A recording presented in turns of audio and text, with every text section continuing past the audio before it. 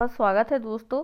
आज के इस न्यूज़पेपर में चूंकि हमारा चैनल आपको एमपीपीएससी से रिलेटेड सारे इम्पोर्टेंट नोटिफिकेशन और सारी अपडेट लेकर आता है, तो इसीलिए आपका भी ये उत्तरदायित्व बनता है कि आप हमारे चैनल को विभिन्न प्रतियोगी स्टूडेंट्स तक पहुंचाएं और हम आपके लिए इसी प्रकार से महत्वपूर्ण लेटेस्ट कंटेंट लाते रहेंगे, जिसमें आपको एमपीपीएससी से जुड़े हुए सारे अपडेट मिलेंगे कि पीएससी कब होनी है, कैसे होनी है। तो दोस्तों, आज के इस वीडियो का जो प्रमुख टॉपिक है वह है 235 पदों के लिए होने वाली राज्य सेवा परीक्षा 2020 से लागू होगा संशोधन।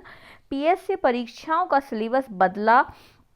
दोस्तों, 2014 के पहले 2014 में सिलेबस चेंज हुआ था। 2014 के बाद यह 2020 का जो नोटिफिकेशन आया है उसमें भी चेंज किया गया है।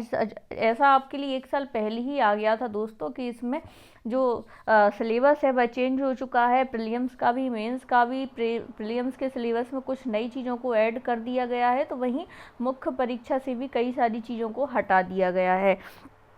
अब दोस्तों, प्री भी मेंस जैसा ही कठिन होगा। दोस्तों, प्रारंभिक परीक्षा में आपको पता हो तो प्रारंभिक परीक्षा में रोबोटिक्स, आर्टिफिशियल इंटेलिजेंसी और साइबर सिक्योरिटी पर पूछे जाएंगे सवाल, जो कि अभी तक इस एग्ज़ाम में नहीं थे, तो इन चीज़ों को भी शामिल किया गया है।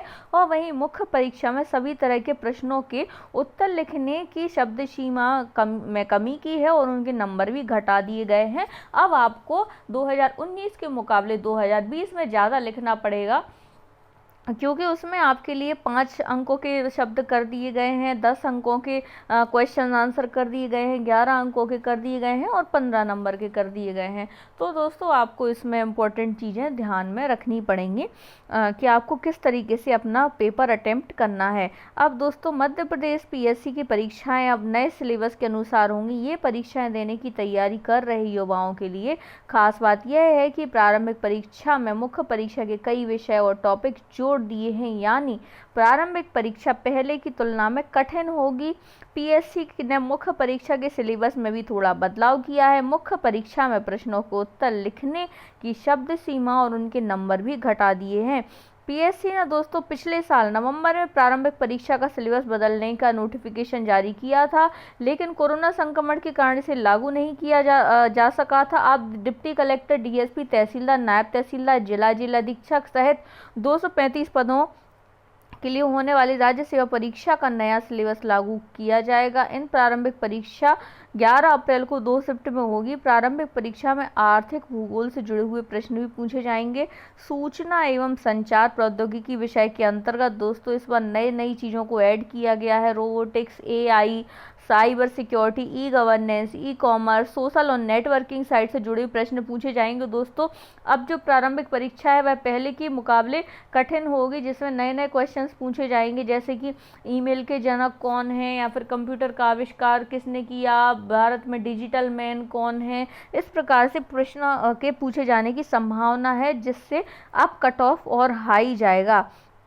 इसमें दोस्तों विज्ञान और पर्यावरण को भी प्रारंभिक परीक्षा के सिलेबस में शामिल कर लिया गया है। इसके तहत पोषण, आहार, पोषक तत्व, मानव शरीर की संरचना, कृषि उत्पाद तकनीक, खाद्य प्रसंस्करण, आपदा प्रबंधन, स्वास्थ्य नीति, स्वास्थ्य कार्यक्रम से जुड़े हुए प्रश्न भी पूछे जाएंगे। दोस्तों, इन्होंने कुल मिला के मेंस और प्रारंभिक परीक्षा को मर्ज टाइप का कर दिया है, और आप जो अभी मुख्य परीक्षा के लिए पढ़ते थे, अब वो चीज़ें आपके लिए प्रारंभिक परीक्षा में पढ़नी पड़ेंगी।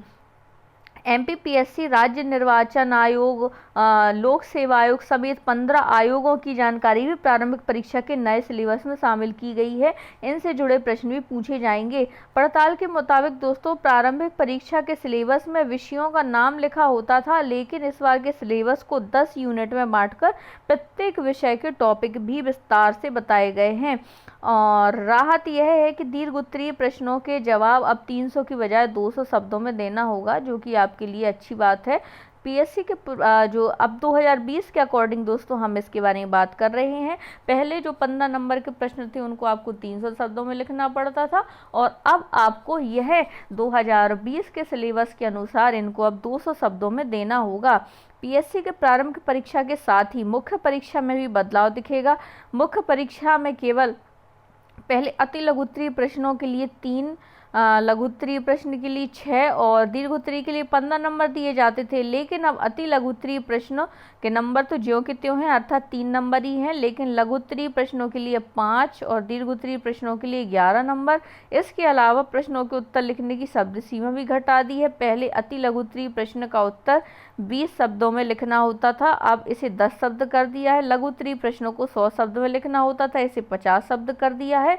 और दीर्घ उत्तरीय प्रश्न को 300 की बजाय इसमें 200 शब्द कर दिए गए हैं।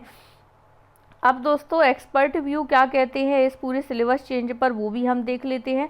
दोस्तों अगर चैनल पर नए हो तो चैनल को लाइक शेयर एंड सब्सक्राइब कर दीजिए और सभी प्रकार के वीडियो की निःशुल्क और फ्री PDF पाने के लिए निःशुल्क टेलीग्राम चैनल पर जुड़ जाइए।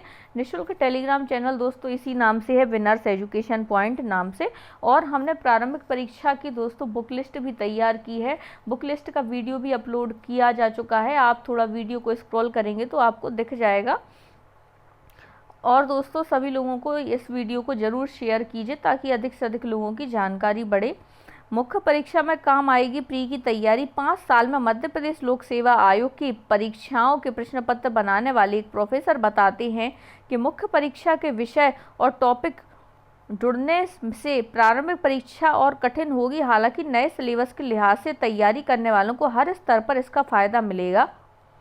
इसका कारण यह है artificial intelligence, social media, robotics, cyber security जैसे टॉपिक की पढ़ाई छात्रों की ज़रूरत बन चुकी है। परीक्षा के लिए इनकी तैयारी इन्हें नौकरी लगने के बाद भी काम आती रहेगी। ये विषय प्रारंभिक परीक्षा से जुड़ने का फायदा छात्रों को मुख्य परीक्षा में भी मिलेगा। प्रोफेसर्स का कहना है कि मुख्य परीक्षा में प्रश्नों के सही उत्तर लिखने पर अंक भले ही कम कर दिए हैं, लेकिन शब्दों की सीमा घटाने का फायदा छात्रों को भी मिलेगा। दोस्तों अब आयोग की वेबसाइट से सिलेबस डाउनलोड कर सकते हैं छात्र।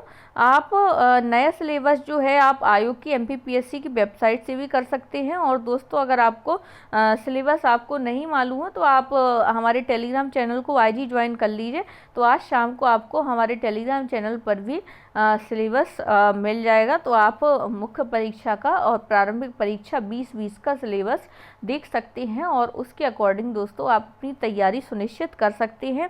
हमारे द्वारा पहले भी कई सारे वीडियो अपलोड किए जा चुके हैं जो कि आप प्ले लिस्ट में जाकर देख सकते हैं।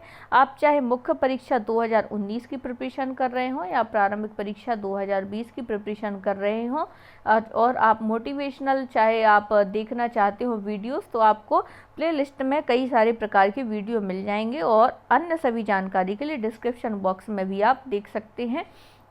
और इसी प्रकार के आज ही दोस्तों मिनी मैराथन कंप्यूटर की आपके लिए अब वीडियो अपलोड की जा चुकी है, तो आप कंप्यूटर की वह वीडियो देख सकते हैं और उसकी फ्री PDF आपको निःशुल्क टेलीग्राम चैनल पर आज मिल जाएगी। तो दोस्तों थैंक यू फॉर वॉचिंग।